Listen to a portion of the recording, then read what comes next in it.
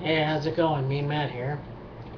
So, again, I'm doing Raw review late, and,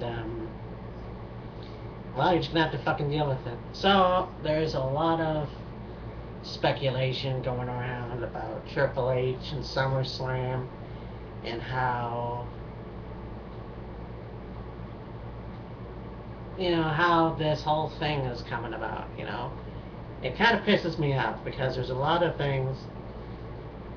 It's exactly like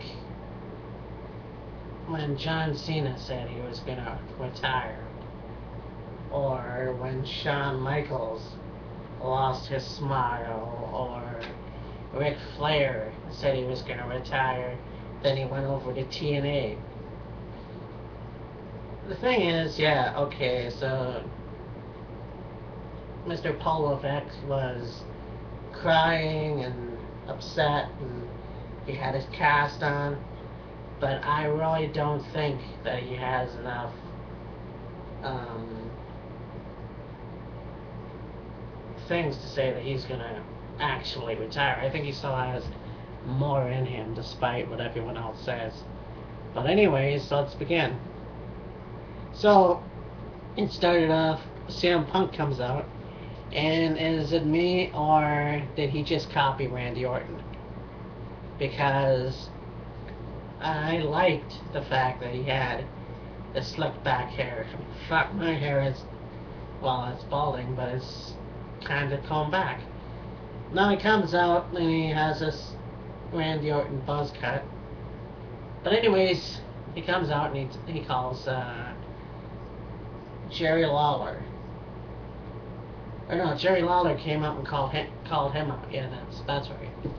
Okay, so Jerry Lawler called CM Punk out and demanded for an apology. Now, we all know that last week, CM Punk kicked Jerry Lawler in the back of the head, and left him lying in the ring. So CM Punk comes out and says he's sorry about a bunch of things, but never really apologized for kicking Jerry Lawler in the back of the head. And he's calling him a sellout and saying he wrestled a bunch of nobodies in Memphis, which is not necessarily true. I've never watched Memphis wrestling, but I know that he did not wrestle any nobodies. But, so yeah, that was disappointing. Then, of course, CM Punk egged Jerry Lawler on and asked him if he wanted to fight. And then Jerry Lawler, of course, going, oh, think about it. So through the course of the night, there was the first part, and anyways, there was that, wanting a fight. So then we get on to Ryback, who came out and defeated Jack Swagger. This is an ongoing thing, I guess, where Ryback is winning a lot of matches. The Charlie Sheen thing. Winning a lot of matches, and I heard that, he should not have beaten Jack Swagger. But the fact is, he did, and at least he didn't face a jobber. I mean, this is like the third time now where he didn't face a jobber. Yeah, he faced an actual superstar, and hopefully, maybe down the road, he will get beaten, and hopefully by the right guy. I don't know who, but he will get beaten one day. There can't be another Undertaker. For his Undertaker WrestleMania streak, we have Ryback's everyday streak, I guess. So then, Divas champion Layla defeated Natalia, and Vicky Guerrero comes out and just stands on the steps and waiting for the match to end, which was a little annoying, but they, you know what, whatever, it happened. So, after the match, she demands Layla to leave, and then calls out AJ, saying AJ's a little immature brat, she doesn't act her age, blah blah blah, whatever, calling her psychotic, which, as you probably know by now, you shouldn't do around here.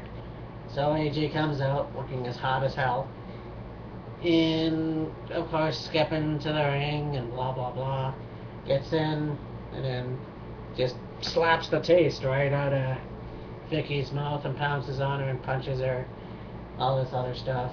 So yeah, and then Vicky leaves and we have AJ looking creepy, I guess. So I know that nobody really likes the fact that AJ is the general manager. I get that.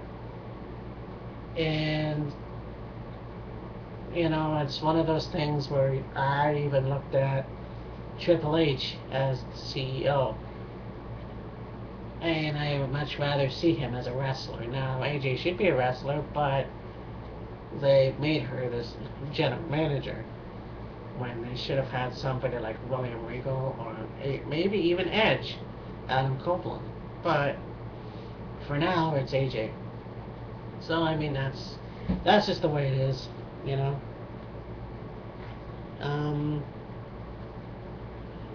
When Jerry Lawler came back into the ring and said that he will face CM Punk. So later we find out that is, Rock, their thing. And actually was a part of that for the first time. It was either a submission match, a false count anywhere match, I think, and a steel cage match. And I won't say what it was yet. I'll go back and got John Cena take on the Intercontinental Champion, The Miz. Now, last week we heard rumors, at least I heard rumors that John Cena, who's fed up with his character, in reality, he's fed up with his character. He wants to change, but for some reason, I don't know if it's Vince or whoever, doesn't want him to change. But they're saying now they're thinking that he's going to walk out. So that's just how it is, And then, of course, all through the night we had Daniel Bryan, who was sent by AJ back to anger management, which I thought was pretty interesting. And you know what? I like these segments because it reminds me of when I was a kid watching segments in between matches. The only thing I can remember offhand was the one in '94 when Stan Lane and Gorilla Monsoon, and I can't remember where they were. I think they were they might have been in Broadway, New York, but I can't remember. I just remember that.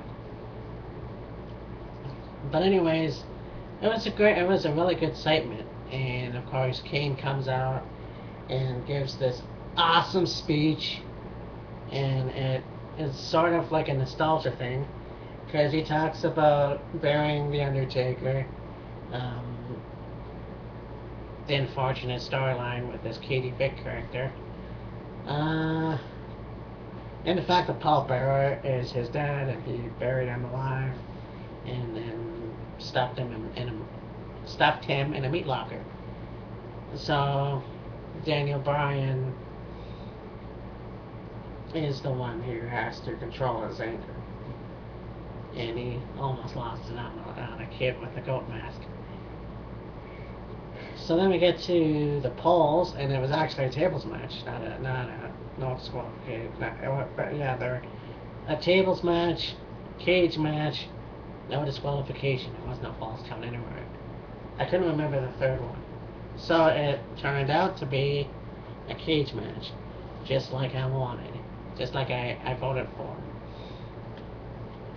So then we go to Santino Morello versus Heath Slater. Heath Slater lost, but we had this ongoing thing with Santino talking to his possessed hand. Yeah, I don't get it. Watching people talk about how AJ sucks as a general manager, and I won't name any names, but they say that AJ Lee sucks as a general manager. She's too immature and blah, and whatever you want to call it, but they say, oh yeah, but Santino with his talking hand is alright. It doesn't matter. I think it's fine, It grows a lot. It'll grow on you. Because, the whole Brodus Clay Funkasaurus thing grew on me. I don't mind it as much. Although we had Brodus Clay and Sin Cara defeat Cody Rhodes and Damian Sandow. Good match. But then we had to see Sin Cara try to be like the Funkasaurus. And I don't know if it's just me, but was anybody else creeped out that Brodus Clay was grabbing kids' hands? I don't know why that bothers me, but it did. Anyway. Then we had WWE Tag Team Champion R-Truth defeated Daniel Bryan by countout because he lost it. Of course, it was because R-Truth kept saying yes on the mic, so it was kind of funny. Then we got to the whole thing with Triple H. During the show, they kept showing his career in the WWE, not anywhere else, not WCW or anywhere like that. They just showed the career in the WWE. Then Triple H comes out with the white suit on and a cast, and he's saying how he uses the word crossroads a lot. He's at a crossroad. And he's saying he doesn't know if he could wrestle again. And it's like, okay, well, there it is. And then he starts crying, and, it's the same thing with the Shawn Michaels losing my smile and all this other stuff. Here's the thing, and I thought about this when I was watching it. If this is true and he's never coming back, then that should have been the Ric Flair thing. Ric Flair had the whole, he was 59 or whatever how old he was, and he had the whole send off and people coming down and hugging him and congratulating him and all this other stuff. And it's like, that's all fine and good, but he jumped ship to TNA. It was really a waste of a celebration. So, not that I'm saying that Paul Levesque is going to go over to TNA or anywhere else. However, I would hope that if he says he's going to retire, then retire. Be like your friend Shawn Michaels. Pick him bottom and retire.